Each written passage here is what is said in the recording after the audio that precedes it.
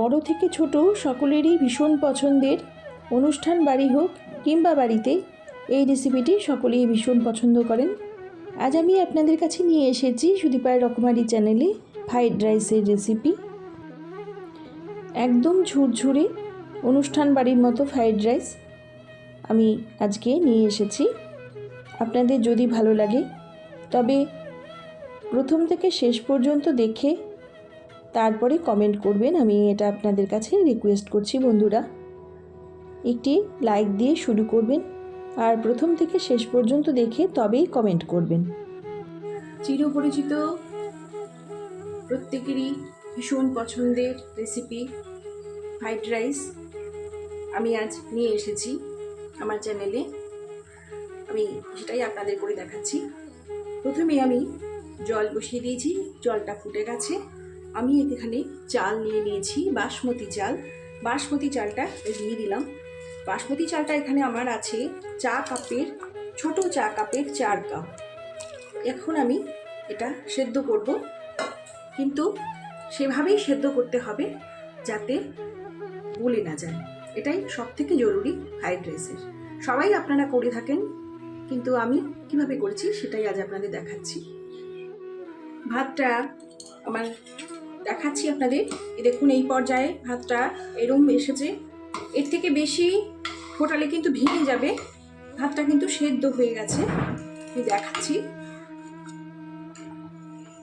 এর থেকে বেশি আর আমি ফোটাবো না। এই যে দেখুন, এই পর্যায়ে আমি বন্ধ করে দেবো গ্যাসটা। আমি 10 মিনিটের থেকেও কম কিন্তু ফোটালাম। এই চালটা কিন্তু খুব বেশি সময় ফোটাতে লাগে না।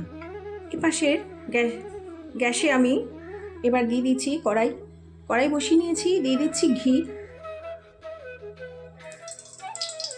আপনারা ইচ্ছে করলে এটা সাদা তেলেও ভাজতে পারেন। আমি সাদা তেলে ভাজবো না, ঘি দিয়েই ভাজবো। এখানে কিছু সবজি আমি নিয়েছি, গাজর, ফুলকপি আর বিনস।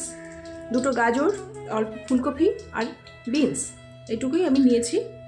শীতকালীন সবজি দিয়ে ফ্রাইড রাইস রেসিপিটা দেখাবো বলেই আজ আমি এই দেখুন সার নিয়েছি, মটরশুঁটি। সব কিছু আমি এবার দিয়ে দিচ্ছি ঘিয়ের মধ্যে, দিয়ে ভেজে নেব।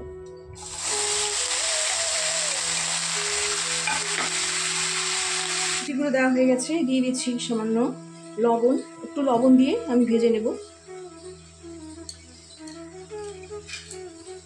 সবজিগুলো আমি এখন ভেজে নেব। ভাজাটা হয়ে গেছে, একটু আর বেশি ভাজা দরকার নেই, নামিয়ে দিচ্ছি। আবার কড়াই বসিয়ে দিয়ে দিচ্ছি ঘি। রান্নার ফ্রাইড রাইসটা আমি ঘি দিয়ে করছি।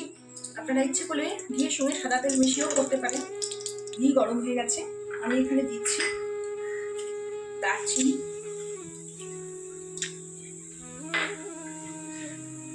দিচ্ছি লবঙ্গ,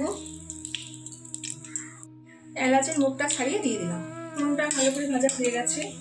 এবারে আমি এর মধ্যে দিয়ে দিচ্ছি কাজু বাদাম আর কিশমিশ, ভেজে নেব। কাজু বাদাম আর কিশমিশটা হালকা করে ভাজা হয়ে গেছে, ওর থেকে বেশি আর ভাজবো না। এবারে আমি দিয়ে দিচ্ছি সবজিটা।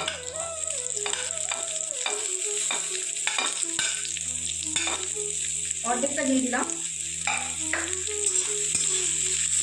ভালো করে মিশিয়ে নিচ্ছি। দিয়ে দেবো এবার এর মধ্যে লবণ, পরিমাণ করে অত লবণটা দেবেন। দেবো চিনি। মিষ্টিটা ফ্রাইড রাইসে আপনারা যে যেমন খাবেন সেরকমই দেবেন।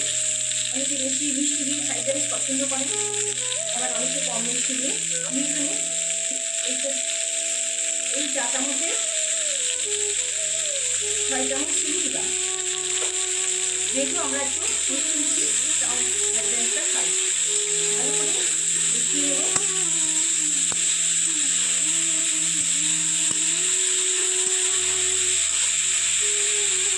পর্যায়ে আমি দিয়ে দিচ্ছি যে ভাতটা করে দিচ্ছিলাম, সেই ভাতটা, পুরো ভাতটা আমি এখন দিচ্ছি না। দেখুন অর্ধেকটা দিয়ে দিলাম, বাকিটা আবার পরে করছি। এবার খুব ভালো করে সব কিছুর সাথে মিশিয়ে নিচ্ছি।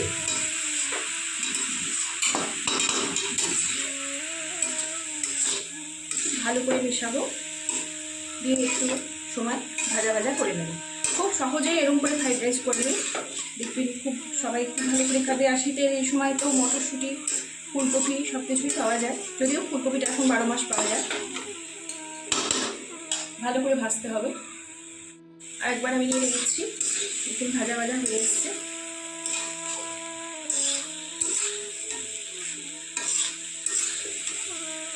ভালো করে নাড়বো।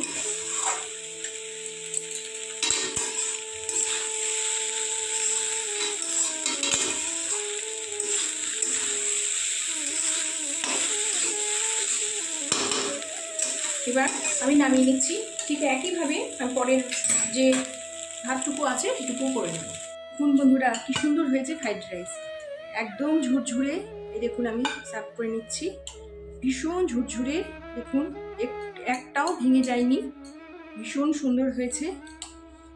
দেখুন কি দুর্দান্ত সুন্দর হয়েছে, কোনো সবজিও ভেঙে যায়নি, ভাতটাও পুরো ঝুরঝুরে আছে। আর কত তাড়াতাড়ি কত সহজে হয়ে গেল আপনারা দেখতে পেলেন। এইভাবে আপনারা ফ্রাইড রাইস করবেন অবশ্যই।